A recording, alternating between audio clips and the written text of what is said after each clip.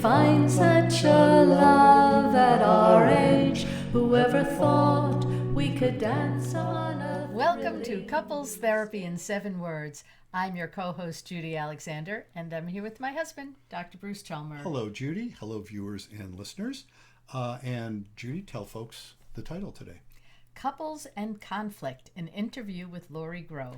And Laurie, we just finished that interview, and she's a really great guest, as all of our guests seem to be, isn't Yes, it? they That's kind are. of fun. We have wonderful guests. We do indeed. And she is yet another. And she's a therapist out in Wisconsin and talks about how she works. She's Gottman trained. We do that included some of that in our conversation. Yeah. How she incorporates that and many others. She's been very widely trained. Actually, she's had training with Terry Real and some with with Esther Perel and Harville Hendrix. And She mentions all the guys. a bunch of folks. All men and women that and have, experts in their field. Yeah, and as like so many is, and she's incorporated a lot of those influences. So she has a lot of neat stuff to say. So check out that interview. Before we get there, I think we can be fairly brief about this. Let's just mention our various books, and then of course I'm going to wax eloquent about my upcoming book. But there they all are. You got Reigniting the Spark. Here are the 3 that we've been plugging shamelessly. Yeah, you got It's Not About Communication. Those are my 2, and then of course your book, The Blue Tent. The Blue Tent: Erotic Tales. Erotic Tales from the Bible. Beautiful erotica. Go for that. You can find The Blue Tent, especially easiest way is Amazon, right? Go to Amazon and search for The Blue Tent: Erotic Tales from the Bible. By Laurie Zilber. Or you can just search for Laurie Zilber. Or search for Laurie Zilber. LARIAZYLBER. Laurie Zilber. And I do, as I say, want to wax a little bit eloquent about my forthcoming book, which is called, and those of you watching the video, by the way, you will see the cover magically appear when I mention this.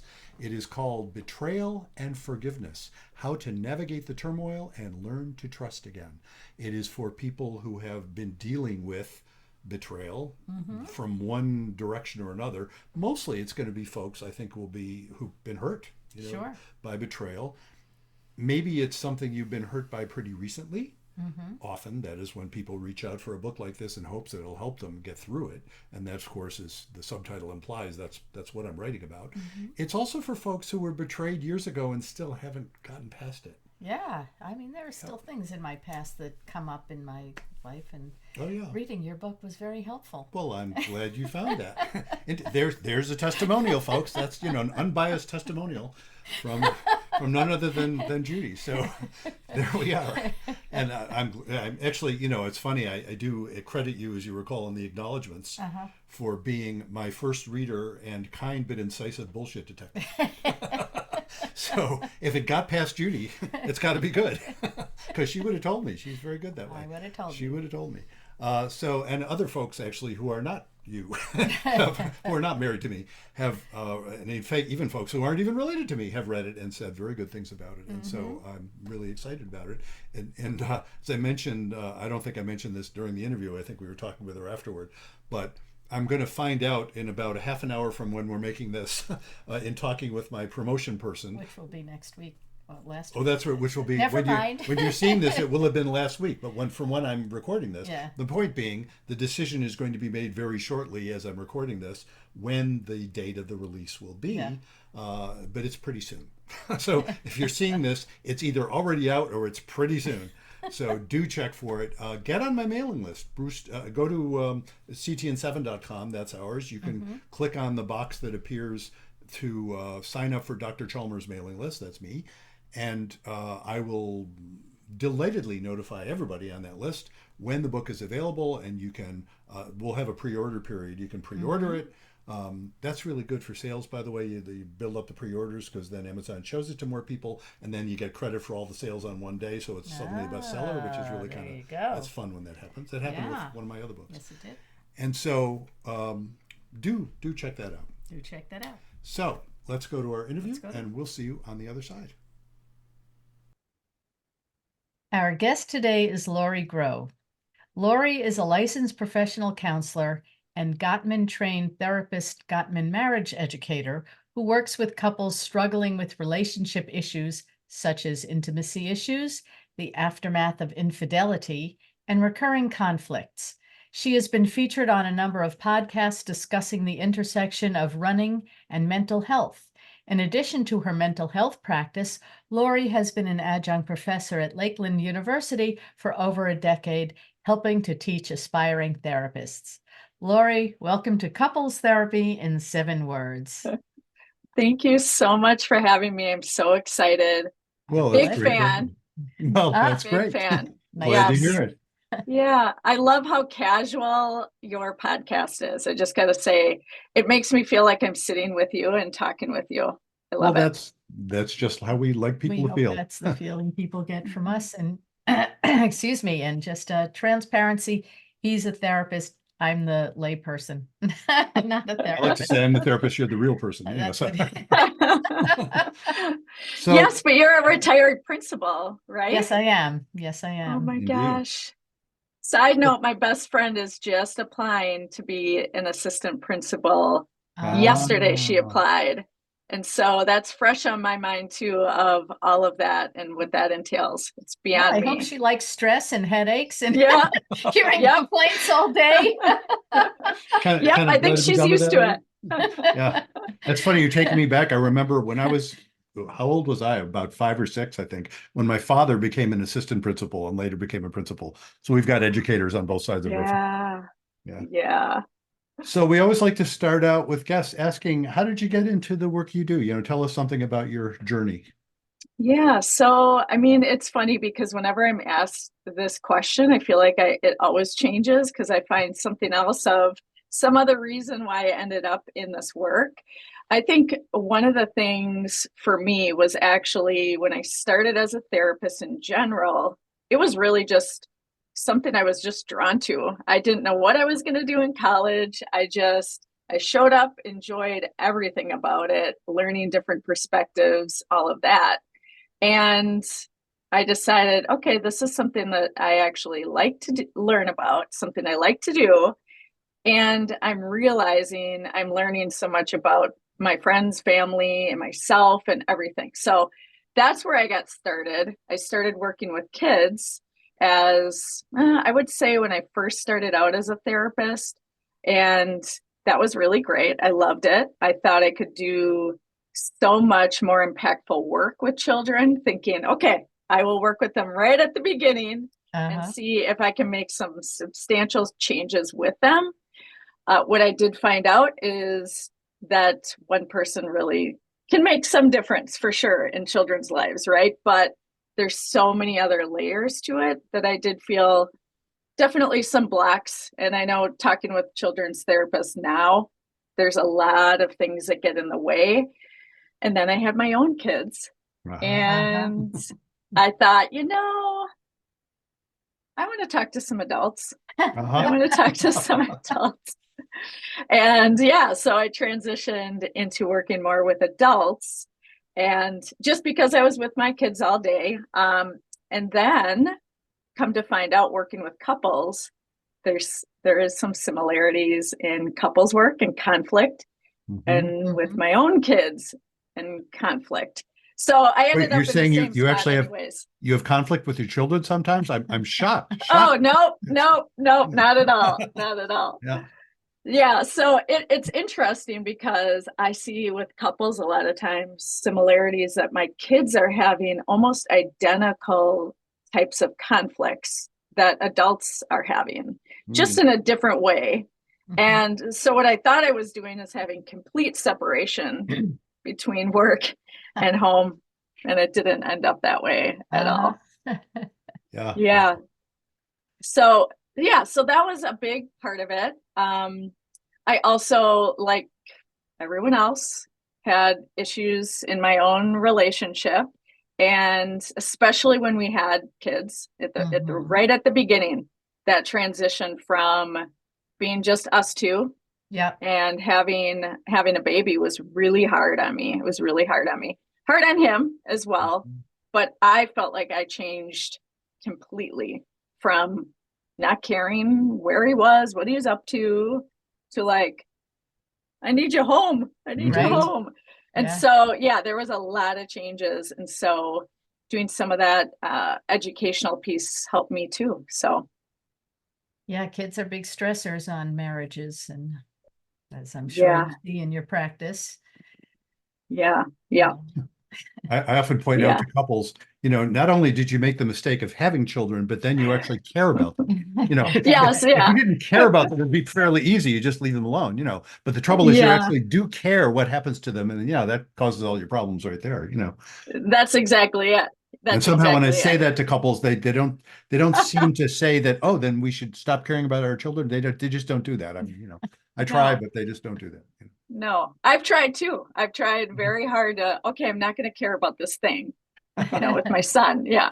Yeah. But yeah, it turns out I do. Yeah. Oh, well. It's interesting though, it's obviously we're joking about that, but that notion, a lot of times it is about not panicking about something. It's not about not caring, but it is about not panicking. It's like, well, okay, how can I still have my brain available to think clearly about this? Because if I'm in a panic, I know I can't. So, how can you do that when you do care so much about your children? Of course you do. Yes. Yeah. I feel like that's across the board. How we're feeling, right? And how we're showing up, and then how to have a conflict in somewhat of a calm, as much as we can, calm space. And that's always a work in practice. And for a lot of my clients, for myself, one thing I always say is you have to be okay with not being good at it. Right. You just Prove do. anything, isn't it? To learn anything, you have to be good at not being good at it first. Yes. Yeah. Yes. And we're always going to be in that spot of making mistakes, especially when we do care a lot. That means there's a higher risk. If I care what my partner thinks, that's going to be harder to have a conflict, harder to sometimes even say your opinions if it differs from that other person. It makes everything, I feel like, so much more challenging, but that's a good thing. It is indeed. One of the things I'm always preaching is, we need stability and we need intimacy. And the chief skill of intimacy is to tolerate anxiety so that you can bring up something. If well, I'm going to say something I think you might disagree with, but it's important for me to say it. So I'm going to raise both of our anxiety and say it. And to be willing to do that and not panic about it is kind of the key skill of intimacy in a lot of ways. So it definitely is. How do you help couples navigate the differences in their parenting styles, their values, their goals when they're dealing with, well, let's start with children, for example, since we're on Yeah, that's a great question, because every couple comes in with definitely different stuff and different backgrounds, different upbringings. And I'd say in general, that can be one of the hardest things to talk about, because typically both people, again, care very much about their kids and care very much on what they want as the outcome, So one of the things that I talk a lot about with clients is let's definitely hear about how you were brought up, right? That is basically how we are, right? So I need to know that information first, and talk about some of the things in a general way of what did you like, what didn't you like, right? So that helps for just the basic conversation of it all. So if you're talking in a way that's almost like directed to me versus the partner, I do notice that it does shift a bit on the comfort level of how that person's talking as well. Like they feel, okay, I'm telling my point of view, and I almost don't have to worry about a conflict here. I can get it out a little bit easier. So at the beginning, I feel like that part's really important. And then we kind of switch gears into the other person and share about their history, their background, and what kinds of things they really feel matter. The other thing I really want to have both people understand and take in is there's a couple goals with parenting, but really, what is your ultimate goal? And seeing if we can get an agreement on what that looks like. Usually it's that they're out of the house, if possible. Not that can't be true for every family, but out of the house, and that they have some sort of peace of mind or happiness, whatever that looks like. So it's like that independence and that they're good to go, basically. Yeah, and competence, right, which often involves Yeah, yeah. There was some it might have been a radio psychologist or something. I don't know if this wasn't a Joy Brown thing. I don't remember. Anyway, some years ago, where she would say the main thing you're trying to do with kids is make sure that they graduate, they're not arrested, and they're neither pregnant nor got anybody pregnant. Yes, yeah. In high school. If you can do that, you're in our culture anyway, you're probably okay. Yeah. I'd like to emphasize with parents how of course they care a great deal and they should. It's just fascinating though, there's nature and there's nurture, and we are of course in the nurture business, not the nature business. And yet the longer I've done this work, the more respect I have for nature.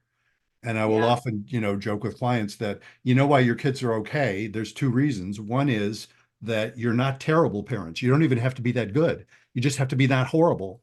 And moreover, and then if it's, a heterosexual couple, I will turn to the woman and say, I know you're not allowed to tell us how you do this, but how you selected the egg that month to release, and then which of the millions of sperm you picked.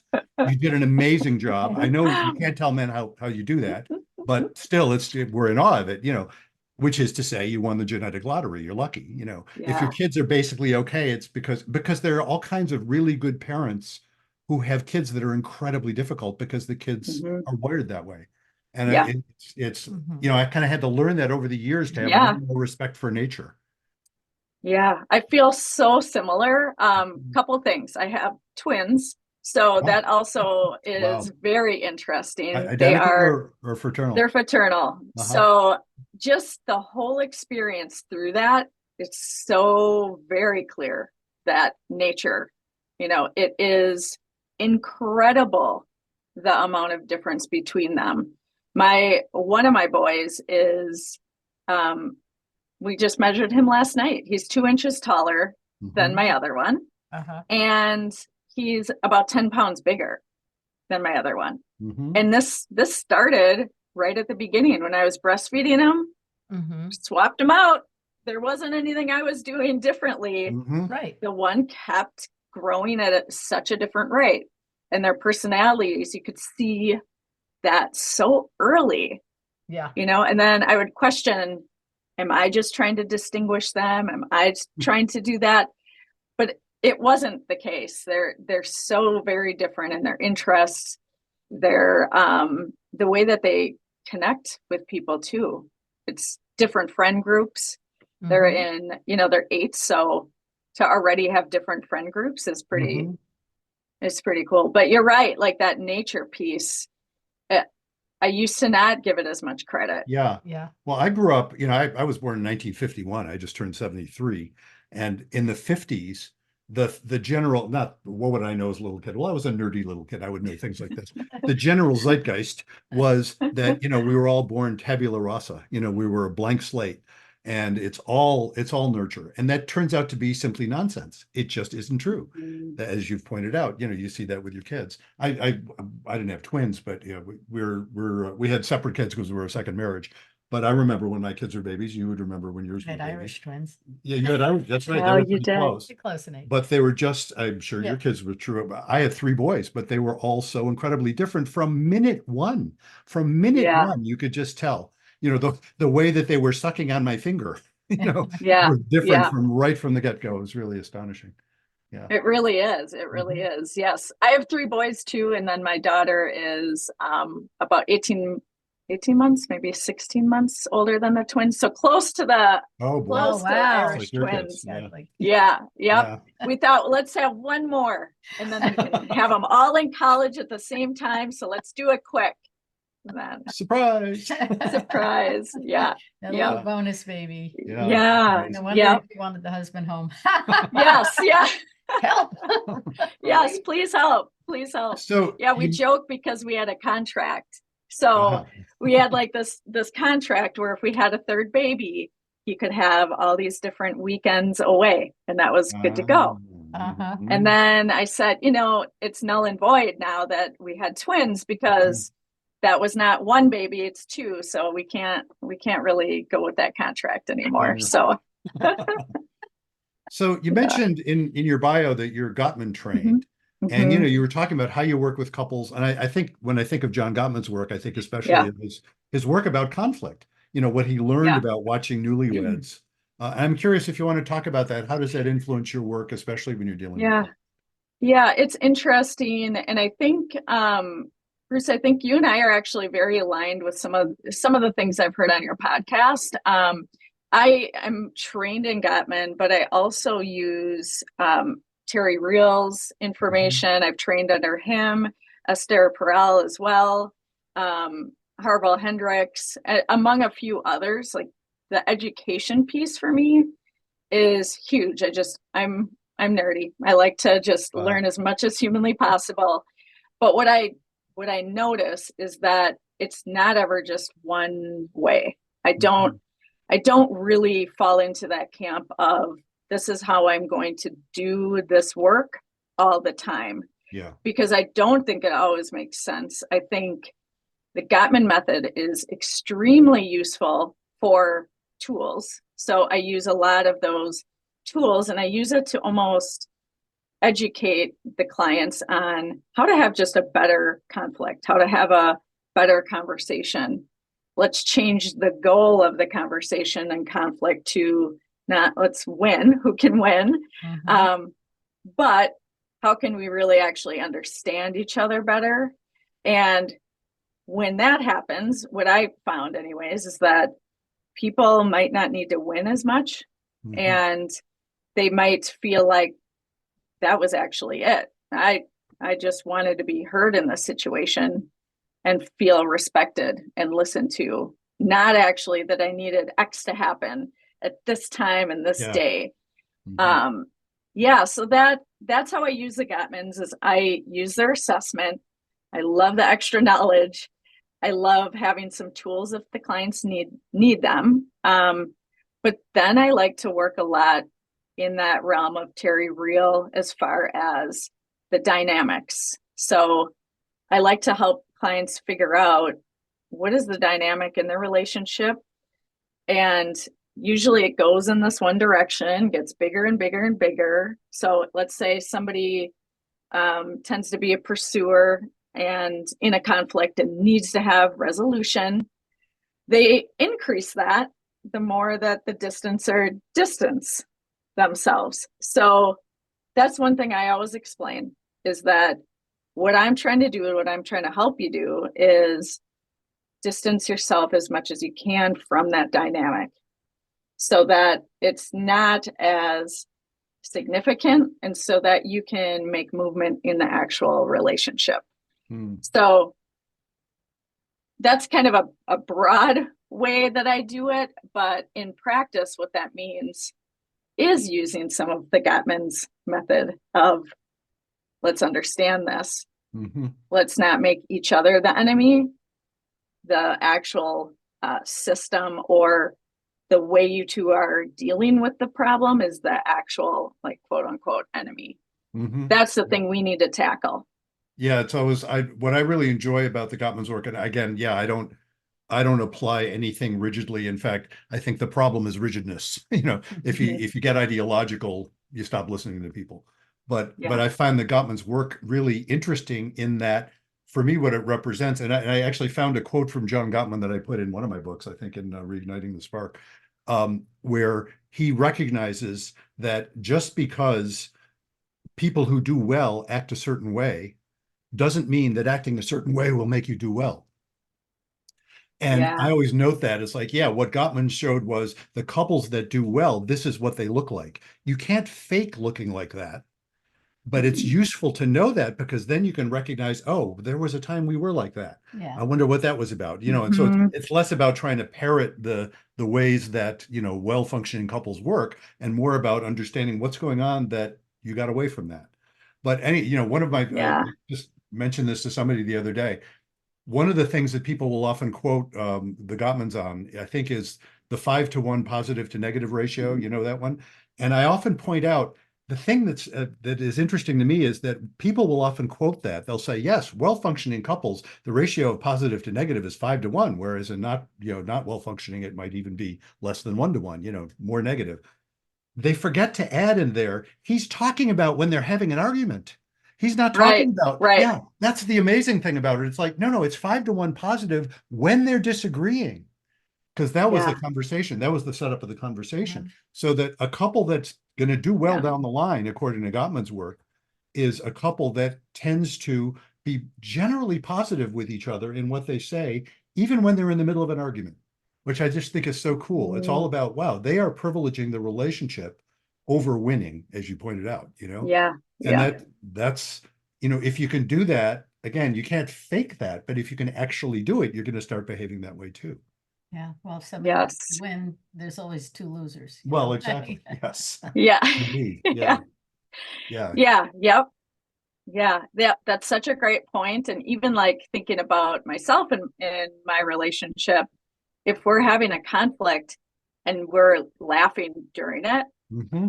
it's going to Okay. it goes well. Yeah. That's a That's good And right. thing. sometimes that humor doesn't work as well, you know, but Mhm. that's the one thing is I think also what seems to be really useful with couples that do well and is really that idea of, do you like that person? I mean, it sounds so simple, but do you really like that person that you're talking with? Yep. And if that friendship isn't there, or it's been put on the back burner, which, you know, having kids, that's number one thing that occurs. Yep. Then all of those conflicts become just really hard to deal with. Yeah. There's not really much repair, and there's not much reason to really repair, because I'm like, I don't want to be around this person, or Mhm. I don't care what this person thinks right now. And that You becomes know? a self-reinforcing cycle, unfortunately, you know, when that Yeah. happens. Yeah. One of my favorite metaphors I like to trot out is closed captioning, you know, like on a video, Mhm. closed captioning. And what I point out is that anytime people are talking, especially, you know, like spouses that are super important to each other, there's always closed captioning going on, or at least you should assume there's always closed captioning going on. Like, you know, even if I say, please pass the salt, I'm also saying, by the way, do you love me? Do you like me? Are we doing okay with each other? Yeah. How are we doing right now? You know, all of that is implicit in the closed captioning. And what, you know, or if you say, please pass the salt to me, I want to say, here's the salt. And I also want to say, yes, I love you. I like you. I respect you. I'm enjoying being with you. You know, all of those things, when you're conveying those things, whether you know it or not. And when you can turn on the closed captioning so you can be aware of it, it tends to make a difference. People can say, oh my God, I'm coming out really unkind now. Maybe I don't have to say it that way. Yeah. Yeah. Yeah. I love that. I really do. And I think, you know, that brings up something too. As far as when I'm talking with clients, sometimes it's almost like I'm doing the closed captioning for them, or like Yes. translating for them. Like, What was this the is, thing that yeah. Key and Peele did? They had one of them being Obama's anger translator. Oh, Yes. Yes. Remember that? Yeah. It was hilarious. And Yes. it's that, right? It's the closed captioning, right? Yes. Yeah. 100%. And that, when I do that work, and that's more of like, it feels like more Sue Johnson does a lot of that type of work. May she rest in peace. She just passed away. Oh, I didn't Oh, you know didn't know that. that? Oh, I'm sorry. Yeah, she just died Oh, a couple of weeks ago. oh, yeah. Yeah, She had just a beautiful energy. she did. Yeah. Yeah. I mean, I just would think, oh, anyone is so lucky if they have her in the room, Mhm. because she just really teaches people, or it seemed to me anyways, how to communicate with love and vulnerability and openness. And she could say to that couple, like, this is what's actually what they're saying with this isn't like, you're talking about passing the salt. They're not saying that. They're actually saying, can you be there for me? Mhm. Can you help me? And when you start doing that, I definitely notice a shift in the room. You can kind of feel that other person, sometimes even tears will come up for one or both of the individuals, because you're saying what's actually there but hidden.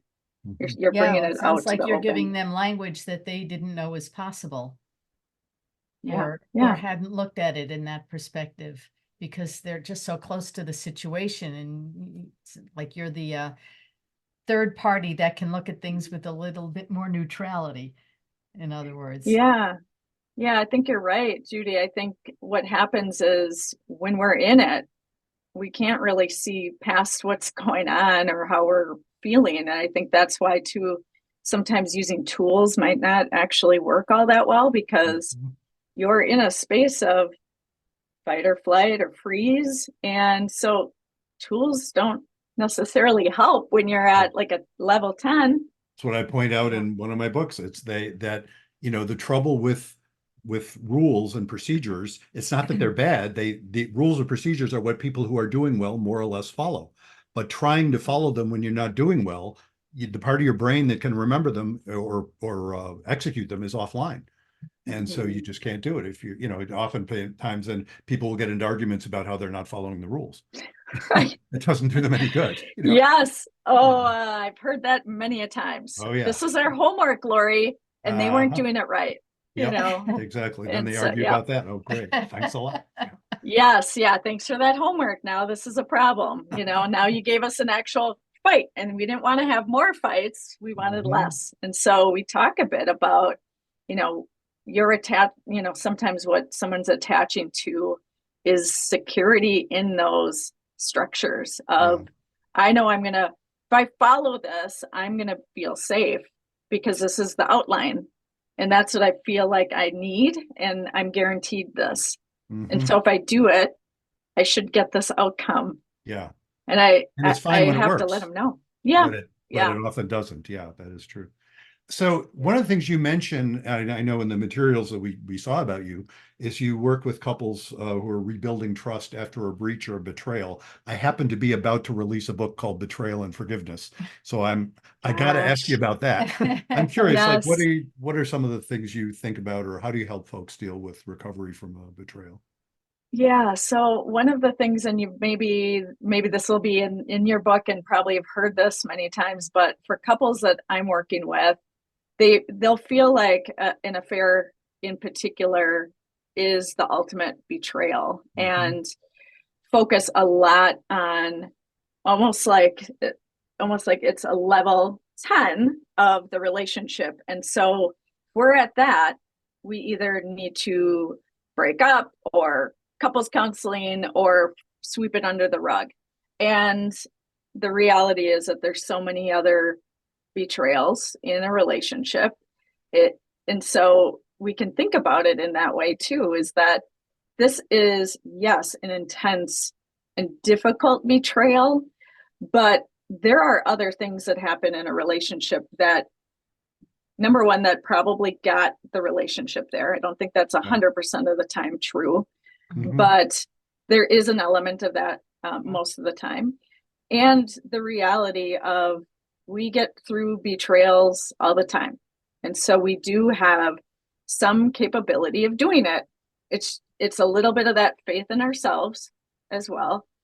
Can we move through that or not?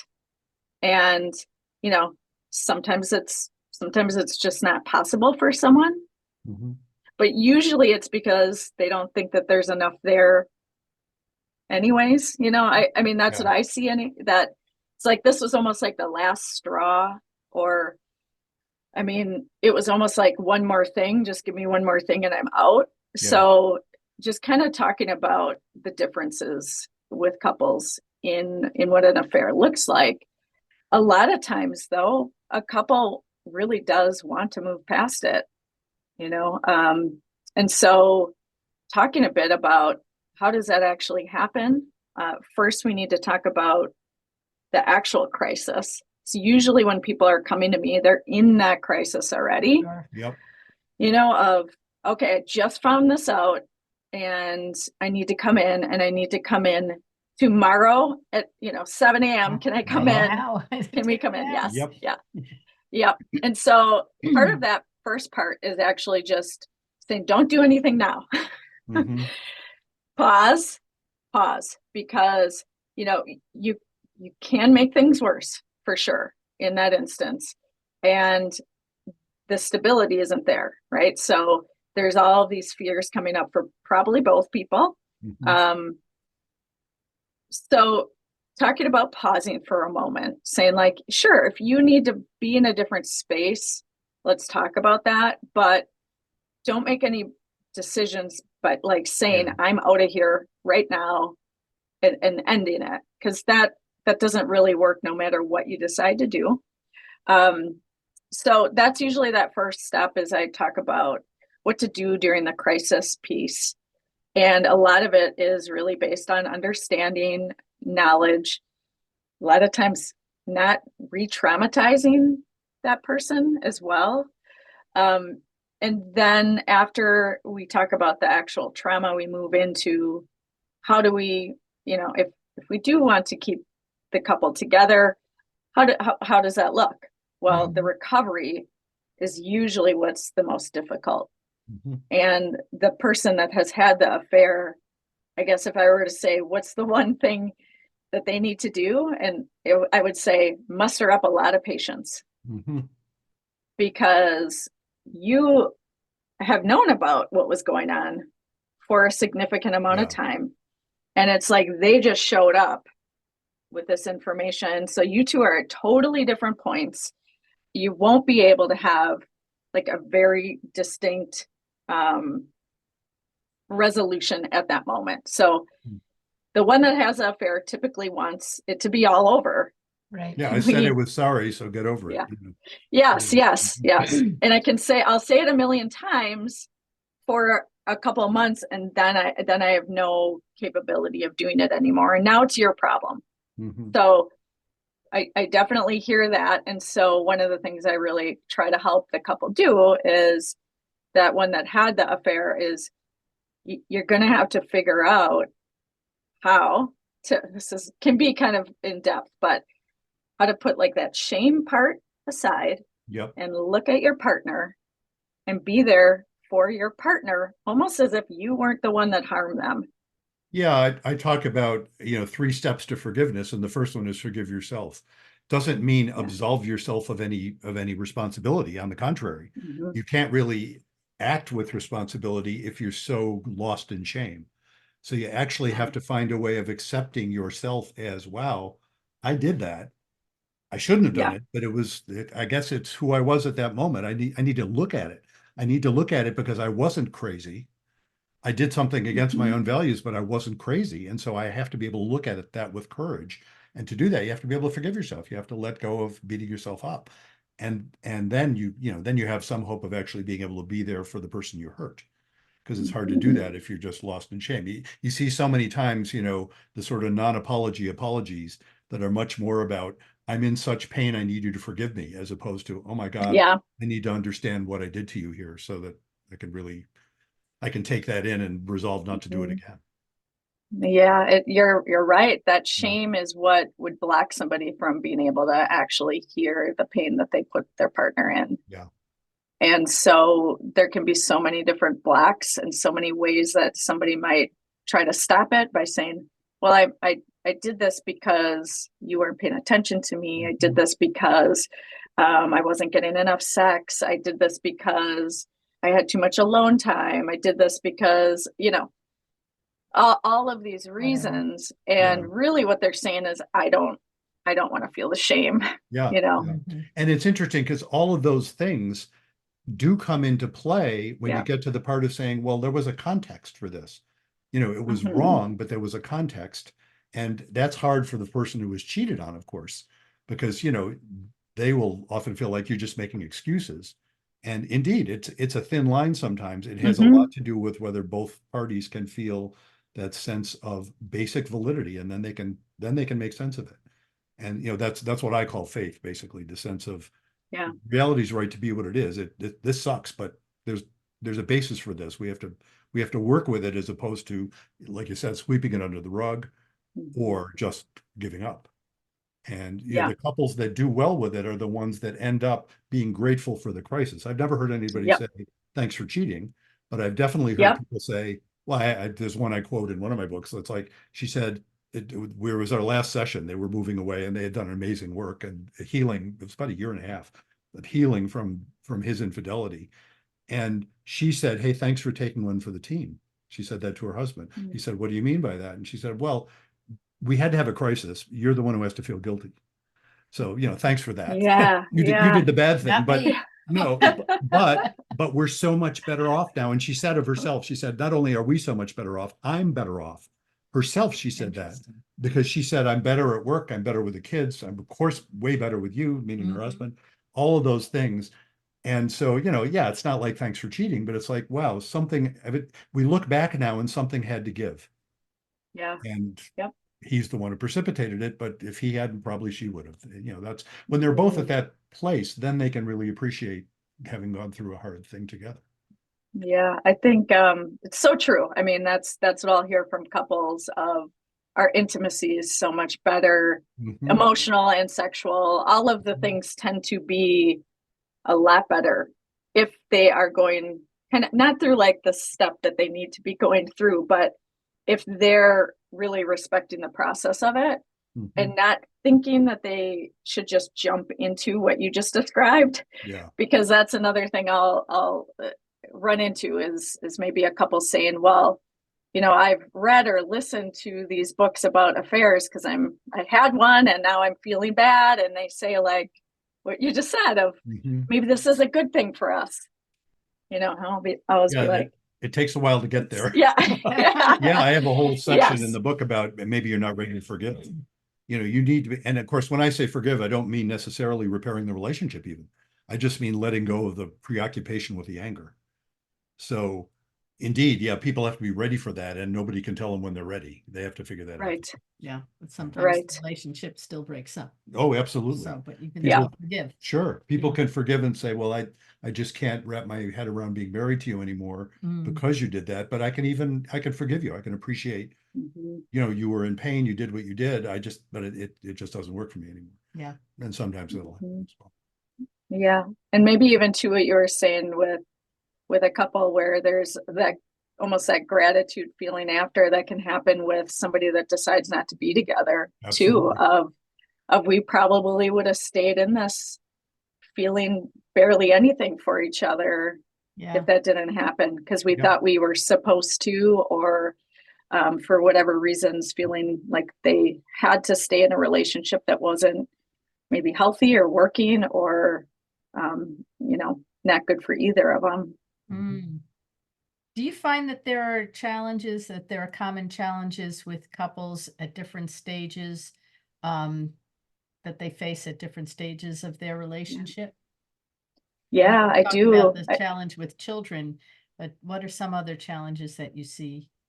Yeah, that's such a good question. What I'll see a lot of times, I feel like this is happening a bit more, is the 40s is like this pocket of people that I think I could be wrong. Maybe more like the new midlife crisis is 40, not 50, but there's a reevaluation that I'm seeing happening during that stage of life. And so couples will come in sort of looking at their life of what are we doing from here on out? And either things are working pretty good or not much at all, but I know I don't want to keep going in a status quo. And so I definitely see a group of individuals in that life stage that want to have conversations about what happens next. Or like, I have one time on this earth, depending on your beliefs, I need to figure out what the rest of it's going to look like to the best of my abilities. And I don't want what was just happening. So that's one thing that I see. And then around retirement's another spot because so many reasons, but it is about reorganizing your day-to-day life, what you dreamed of it to be, what you're scared of during that time, whether or not the logistical things. Do we want to stay in one spot? Do we want to move? Do we want to travel? So there's that also that I see a lot of couples struggling with, especially if something changes. That's difficult when you've made it this far, but one partner is realizing they need to be social and travel, and the other person says, I don't think I want that for myself. And it is tricky. And how do you deal with that? Yeah. The fact of the kids leaving is a similar kind of stage. where, okay, the focus has been so much on getting the kids to that place where indeed they're educated, they're competent, they're not pregnant or getting somebody pregnant, they're off on their own. And then, all right, now what do we do? that is a very common the empty nester. Empty nester thing. Yeah. Yes. And a fear even before that also that'll come into I know this is coming, and what are we going to do? We don't really spend time together. I feel very distant. Yeah. Who is this person I'm married to? Yeah. You can lose sight. Yep. And realizing, you ever help couples rediscover each other during that stage? Like, yes. Help them navigate through that.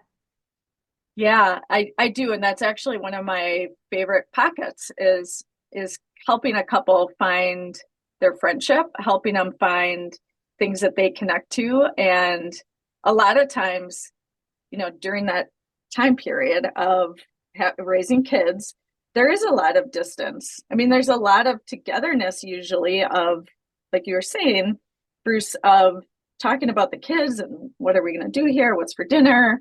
Where are we taking them? And all around them.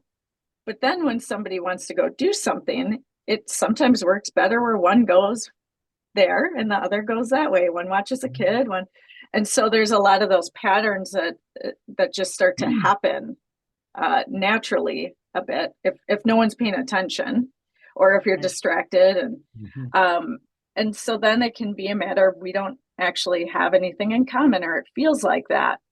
So it might be work on literally find some things and try them out. And how willing are you to try something different and try something your partner's suggesting? A lot of things come up with that, right? Well, we always do what you want to do, or, I'm not interested in that. I'm never going to do that. So there can be a lot of stuff just within that about how somebody feels about themselves, how they feel about that other person, and how they feel about the dynamics in the relationship. So it might seem like we're just trying to find something fun to do, but it does tend to be, like everything, more complex than that. And every couple has different things that get in the way of them doing that. So yeah, I mean, that part can be challenging for sure. So I want to ask you about something else from your bio. Tell us about running, and what's running and mental health, or running in your own life, or tell us about running. Yeah, so that's a part where I've been I would say, a moderate athlete throughout my life. I actually do more walking now. Now you're talking. I actually prefer it now, but I like to talk about, just in general with clients, some of that stuff that we kind of just know from listening to other podcasts, reading books about exercise and how that helps with mental health. With running in particular, I know for myself, I feel the most confident, sexiest, strongest when I'm running. And so kind of talking to clients, maybe in a couple, maybe on their own, about basically what are some of those things that you do that you can feel that feeling in your life that makes you feel alive. That's another thing with running is that you're alive if you're running, or you're trying to maintain that. So, it is about just kind of having more of those conversations about how does this actually help with mental health? When is it a good thing to be putting in your life? When is it not? So that's it's almost like I go into the opposite, because some individuals will think this is my stress relief and this is the thing I need to do to calm down. But I sometimes have to break the news that is a great thing you're doing, but actually you're not calming your system down by running.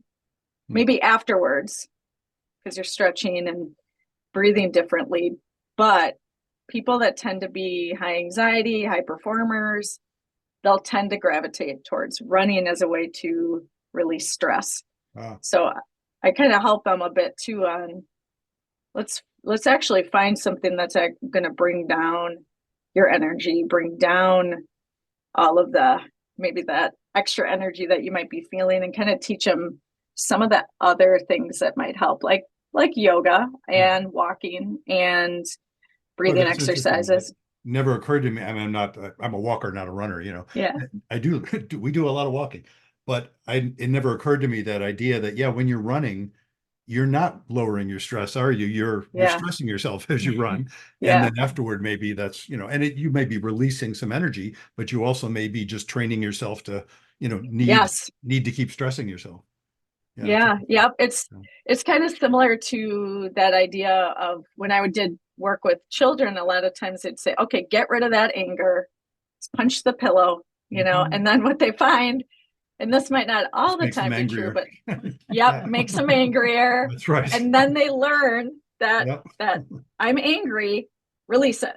Right. So then don't be surprised if your kid's angry and then punches, The best anger management technique is don't get pissed off. If you don't get angry, then you don't have to manage it, do you? That's like 100%. Take a look. What, where's the anger coming from? What do you feel you're entitled to, you're not getting, that maybe you could re-examine that, or whatever it may be. But it's interesting. Right.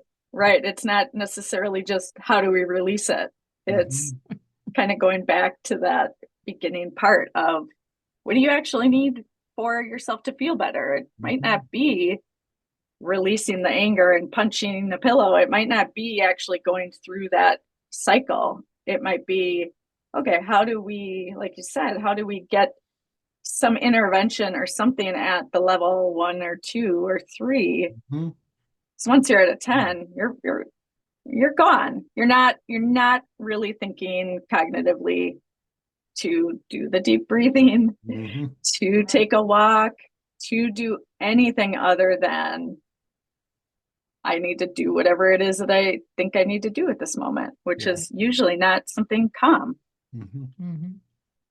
Well, how can people get in touch with you if they want to get in touch with you? And actually, if they do get in touch with you, I mean, could they work with you, or what do you offer folks? Yeah, that's a great question, because I do have 2 mental health practices. I co-own Shoreside Therapies, and you can find that at shoresidetherapies.com. And I own Vital Minds Counseling. It's a newer practice. It's all online, and you can look that up at vitalmindscounseling.com.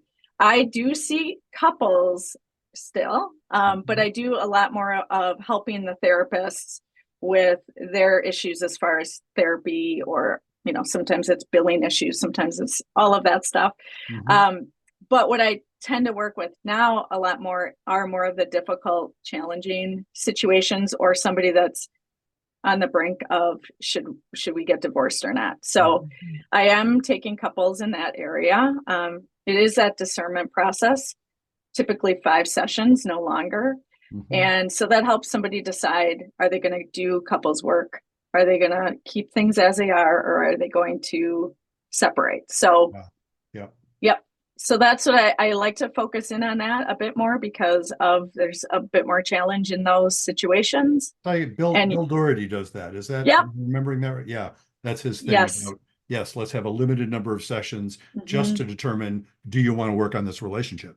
And that can really calm folks down with that sort of that focus. Yep. Because that, going back into that stress state, if somebody's in that for a long time, it's just not a good space to be mentally, physically, emotionally. And so with that capped time, it does limit that experience of, okay, we are going to have some resolution, whatever that looks like, and go from there. So they can find me on those platforms. I have that podcast, Wisconsin Wellness Podcast. So you can always listen to different people on my podcast as well. Well, great. Well, thank you Thank you so much for doing this. Yeah. Thank you, Laurie. Thanks so much. Great to meet you. Great to meet you too. Welcome back. We hope you enjoyed that interview with Laurie, and hope you learned something in the process. And if you have any kind of crisis, There are people out there who can help you. There are people out there who can help you. You know, Laurie mentioned, as she said toward the end of the interview, she mentioned she works especially with folks in pretty severe crises, and she does discernment work, which I found really interesting. It's associated with a guy named Bill Doherty who talks about that. Discernment work is where you have a limited number. I think she said 5 sessions, right? And it's just all about do you want to work on this or don't you? And that kind of focus can be quite helpful. It's not something I usually do with people explicitly, often implicitly in the early sessions, but Laurie's available for that. And of course, I still have openings too, folks. If you want to work with me, go to brucechalmer.com and check out my work as well. And if you'd like to be on our program, or if you know somebody who you think would be a good guest on our program, or if you have a topic you would like us to talk about on our program, you can go to CT in 7, that's CT as in couples therapy, in 7, numeral 7.com. And there are places where you can suggest all of the above. Indeed. And we hope to hear from you. Just give us comments. Let us know. Let us know what you think. And so until next time. Remember, be kind. Don't panic. And have faith.